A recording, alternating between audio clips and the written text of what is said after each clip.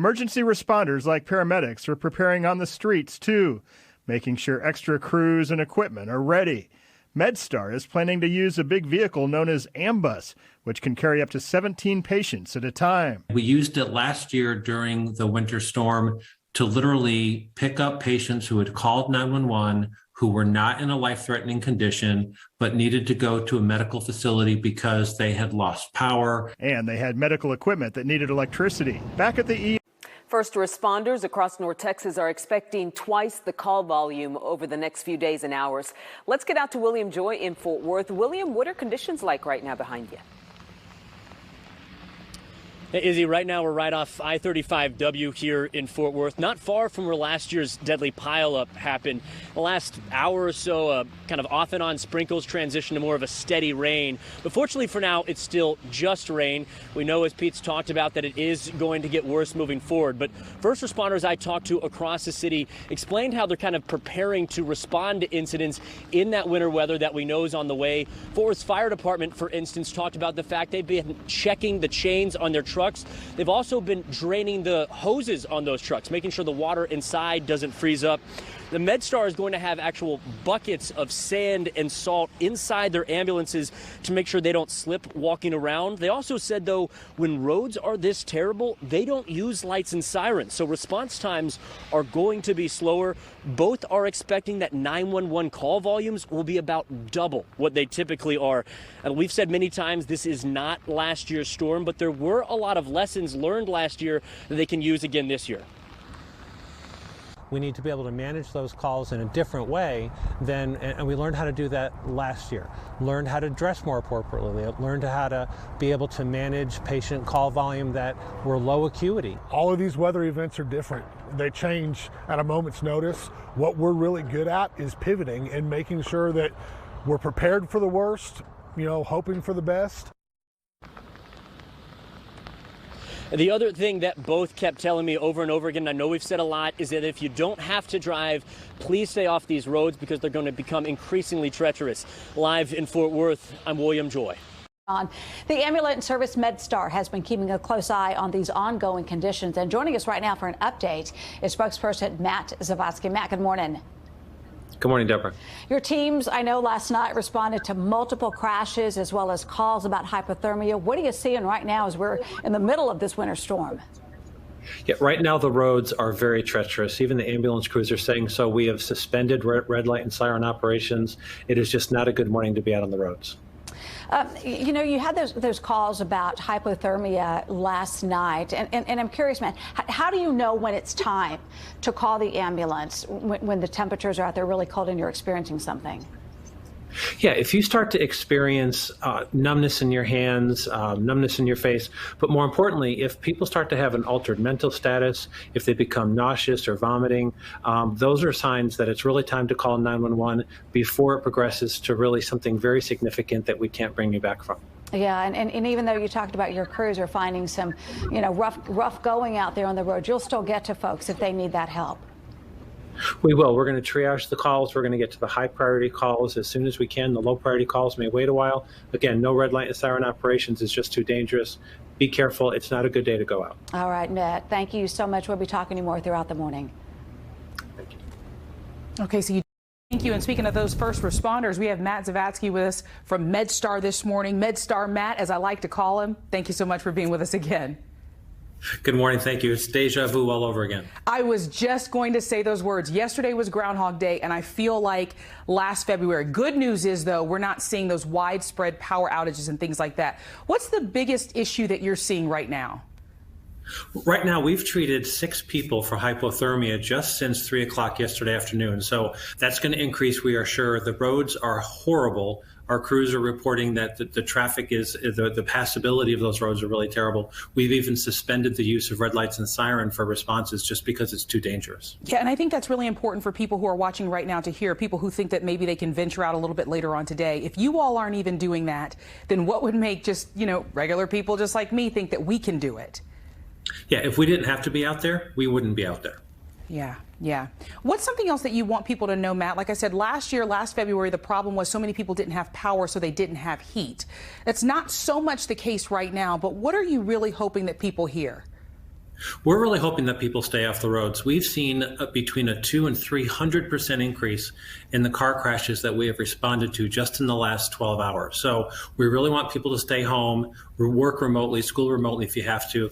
As Larry just reported, this is not a time for anybody to be outside, and it's going to be driving for sure. It's going to get worse as the day goes on. Matt Zavatsky with MedStar. We appreciate it. Thank you so much. So we know, as Aaron Moran reports, the worst of the weather not even here yet, but we're already seeing an impact on the roads. We mentioned Alfred a little bit earlier. MedStar tonight told us between 3 and 9 p.m. they responded to 18 crashes. They all had injuries. That's over 300% more than what they responded to all of last week. They also responded to 4 hypothermia calls. That's an issue as well. And since but nothing in person. We also got an advisory from MedStar just a short time ago that from 3 p.m. to 9 p.m. today, the number of injury accidents they responded to were 300% above what it was just last week. So the danger is real. The ice is starting to fall. The roadways are full of water right now from all the rain that's been falling steadily over the last several hours. And that water, no doubt, is going to freeze as the temperature continues to drop in the overnight hours. Allie said it. Hey, right now, let's go ahead and bring in... Thanks for doing this by phone because I'm sitting in front of my fireplace with my slippers on. Thanks for rubbing it in. Hey, Matt, thank you so much. We're looking at some live pictures right now of the roads, and obviously we've been talking about all the conditions out there. Give us an idea of what kind of calls you all have been getting this morning and sort of the response to all of it. Yeah, the great news, Ken, is that your viewers are really taking your advice. We have only responded to 6 car crashes since midnight. To put that into perspective, yesterday between 3 p.m. and midnight, we had responded to 27. So people are staying home, they're staying off the road, which is really good for our crews and really good for all the first responders. Matt, we're going to continue to remind people of this, and I'm sure you are too. Stay off the roads. We can't say it enough. We're going to say it throughout this entire First Alert weather day. But remind folks of why it's so difficult, when they do have an emergency out there. Obviously, you guys are going to do the best you can to get to them, right? But under these conditions, it makes it extra tough to get them the help they need if they're out there unnecessarily because of the conditions. Your first responders have to deal with it too. Yeah, absolutely. And that's a great point, Ken. We suspended red light and siren operations about 1 o'clock this morning because it's just too dangerous for first responders to drive lights and siren. The roads are treacherous. And think about it. When we arrive on the scene of some of these calls, we're there for a long time because the roads are very slip. We can't even walk around very well. So that's why we have the sand and the salt on the ambulances to help that from happening. So we do a really good job of triaging the 911 calls, making sure that the high priority 911 calls get an immediate response, but the lower priority for minor ankle injuries, etc., might take a little bit longer for us to get to, but we will get to you eventually. I am curious, Matt, as to staffing and how you guys are doing all of this. I know that normally you guys kind of stage in general regions, general areas. Did you bring in extra people on hand? Are you staging in different strategic places? How is that working today? So first response personnel, and especially the MedStar folks, want to help in situations like this when you have this weather alert. So we did start requesting additional personnel to come in on overtime, and we had a great response. We offered hotel rooms for people that lived out of the area. So we have about 10% more extra people working. Some of them are staffing the ambus in case we need to start scheduling, believe it or not, 911 calls to go around and get people, bring them to the hospital, or to move patients from one hospital to next. We haven't need to use the ambus yet, so those folks are actually out on ambulances right now. But thankfully, again, the crash volume is pretty low, but we are still doing that street corner posting. The transferring of patients, I'm assuming, Matt, that's in the event of loss of power to hospitals and that sort of thing, right? Is that sort of when that gets activated?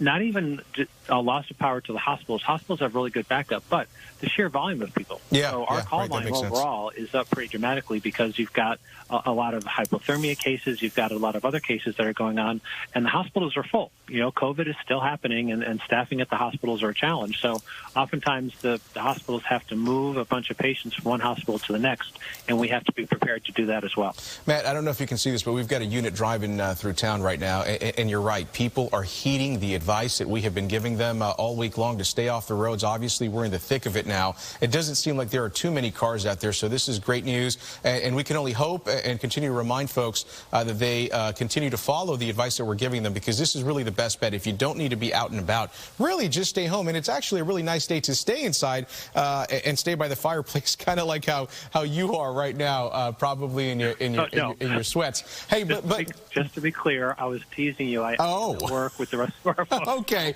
well, because they're going to hear this and they're going to think you're having hot cocoa by the fireplace, doing phone interviews with the news. Matt, I do want to ask you though, what do you suppose for you all? And we've heard Scott and the rest of our meteorologists here, the team, talking about some of the threats, some of the dangers later on in the day, possible refreeze in certain areas. For you all, what do you think the biggest threat is that still sort of lies ahead while we're in this weather event? The two and a half things that we're going to worry about the most. We want to see roads like you're showing right now. And we want to see that through Saturday, right? Because the melt, refreeze, or maybe even not even melt is going to continue. And people just literally don't get that temptation to go out. There's really no reason to. Second, hypothermia. People are going to want to go outside. They're going to want to do such things like that. But dress appropriately. If you don't have to, don't.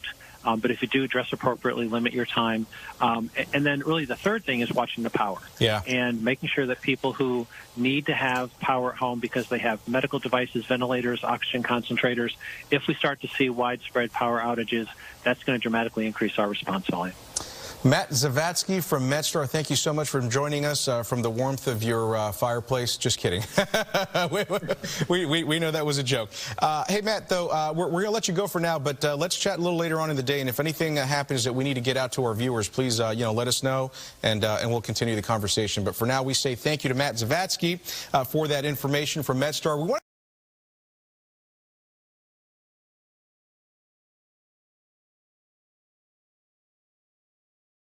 Matt Zavatsky with EMS company MedStar with us this morning. MedStar Matt is what I like to call him. Matt, how are you this morning? Good morning, Laura. I'm great. How are you? I'm doing all right. Thanks for asking. You know, we keep talking about the roads this morning, Matt. Different story yesterday. Now they just really seem impassable in most of those places. What are you hoping that people will do this morning? Hang in there with us. The community has done a great job. Your viewers have done a great job, Laura. Our call volume yesterday was a little bit lower. The accident volume was nearly non-existent yesterday. So hang in there with us. Watch the rest of your shows. Stay in front of the fireplace. Don't go out and drive. And certainly we've seen a big spike in hypothermia calls, and we don't want people to even try and go out sled riding because it could be very dangerous from a hypothermia perspective. Yeah, we're under a wind chill advisory right now, which is what we want people to understand as well. Speaking of the cold temperatures, Matt, there are a lot of people who say, you know what, it's going to be all right. I should go outside and I'll be able to, it'll be fine. How quickly does somebody start to see the effects of hypothermia?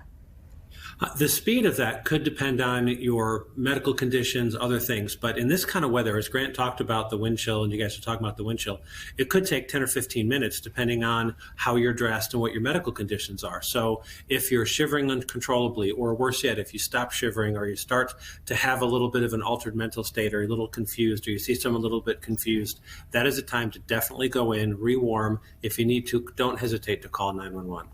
Absolutely. And as always, MedStar Matt, we appreciate you being with us dark and early this morning. You be safe as well. And you also, Laura. Thank you. All right. Always good to hear from him. Always good, too, to in Fort Worth.